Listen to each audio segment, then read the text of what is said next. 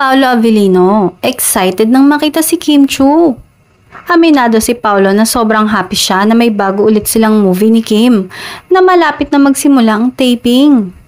After ng What's Wrong with Secretary Kim, wini-wish niya raw talaga na magkatrabaho ulit sila. Para makita ko na siya everyday, say ni Paolo sabay tawa. Kasi dun sa What's Wrong, parang warming up yon. Kumbaga, na parang kausapin ko lang siya, nahihiya pa ako. Dagdag ng aktor.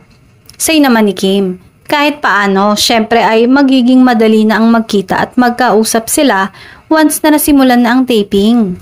Madalas daw kasi ay weekend lamang sila nagkakabanding, kung may libre siyang time ay natataon namang busy siya. Pero kapag may oras naman daw ay lumalabas-labas sila ni Paolo. Hindi masagot ng dalawa kung exclusively dating ba sila, pero nang tanungin sila kung may dinedate silang iba bukod sa isa't isa, parehong wala ang sagot nila. So parang exclusively dating nga sila.